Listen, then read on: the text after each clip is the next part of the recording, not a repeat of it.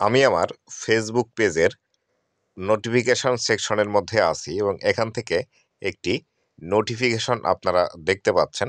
এইরকম নোটিফিকেশন আপনাদের অনেকেরই আসছে এবং এই নোটিফিকেশন আসার ফলে আপনারা অনেকেই টেনশন করছেন যে আসলে এই নোটিফিকেশনটি কেন আসলো, বা এখান থেকে আপনাদের কোনো কাজ করতে হবে কিনা, বা এটি আপনাদের কোনো ক্ষতির কারণ হবে কিনা।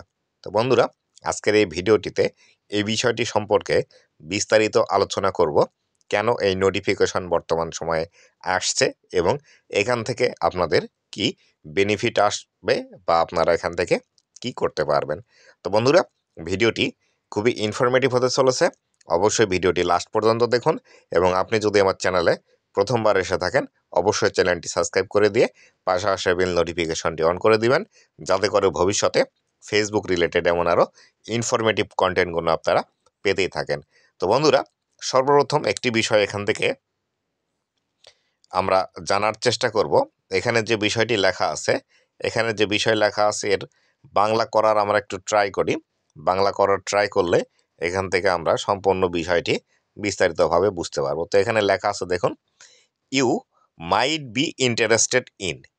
আপনি অবশ্যই এই বিষয়টিতে ইন্টারেস্ট ফিল করতে পারেন, বা আপনার এই বিষয়টির প্রতি ইন্টারেস্ট থাকতে পারে। তারপরে লেখা আছে ডিস্ট্রোকিট। ডিস্ট্রোকিট একটা কোম্পানির নাম। এই বিষয়টি এখান থেকে ফেসবুক আমাদেরকে বোঝাচ্ছে। তারপরে লেখা আছে get your music on every major streaming platform.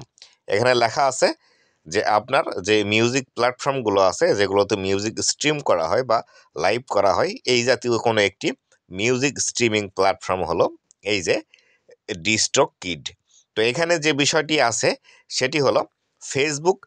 আপনি যে ফেসবুকের মধ্যে স্ক্রল করেন বা যে ভিডিওগুলো দেখেন তার উপর নির্বাচন করে বা নির্ধারণ করে ফেসবুকের অ্যালগরিদম সিস্টেম কিছু কিছু বিষয় আপনাকে অটোমেটিক্যালি সাজেস্ট করে, যার ফলশ্রুতিতে এরকম বিষয়গুলো আসতে থাকে। আর আপনার যে ইনফরমেশনগুলো ফেসবুক অ্যালগরিদমের কাছে আছে, সেই ইনফরমেশনগুলোর উপরে ভিত্তি করে এখানে কিন্তু এটি অ্যাডের মাধ্যমে আপনাকে দেখানো হচ্ছে। দেখুন নিচের দিকে দেখতে পাচ্ছেন এখানে স্পন্সর্ড লেখা আছে। এই স্পন্সর্ড মানে হলো এটি একটি অ্যাড। এই অ্যাডের মাধ্যমে আপনাকে এই বিষয়টি দেখাচ্ছে। হয়তো আপনি কোথাও কোনো মিউজিক শুনেছিলেন বা গান শুনেছিলেন, বা ফেসবুকের মধ্যে কারো গান শুনেছিলেন, বা আপনার মিউজিক রিলেটেড কোনো ইন্টারেস্ট থেকে থাকে, তাহলে সেই ক্ষেত্রে এই বিষয়টি আসতে পারে। এই ক্ষেত্রে আমার এখানে এই বিষয়টি মিউজিক রিলেটেড এসেছে, আপনাদের অন্য কোনো বিষয় রিলেটেড আসতে পারে। যেমন আমি একজনের দেখলাম তিনি IELTS এর কোর্স সম্পর্কে হয়তো কোনো ভিডিও দেখেছিল, তার কাছে IELTS এর এসেছে। আবার অনেক সময় বাইবিটের আসছে, আবার বাইন্যান্সের আসছে। এই জাতীয় বিভিন্ন ধরনের অ্যাড কিন্তু এরকমভাবে নোটিফিকেশনের মধ্যে চলে আসছে। এটি নিয়ে টেনশনের কোনো কারণ নেই, বা এখানে আমাদেরকে কোনো কাজ করতে হবে না।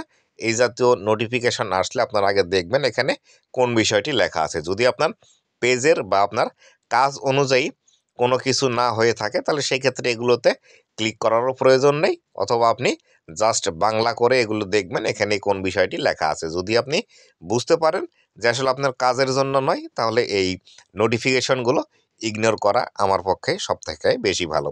আশা করি বিস্তারিত বিষয়টি বুঝতে পেরেছেন যে আসলে এরকম নোটিফিকেশন কেন আসে, বা এরকম নোটিফিকেশন আসলে আপনারা কি করবেন। তো বন্ধুরা, এই ছিল আজকের ভিডিওটি।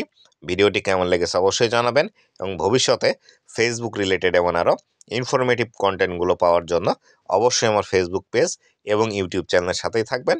ধন্যবাদ সবাইকে।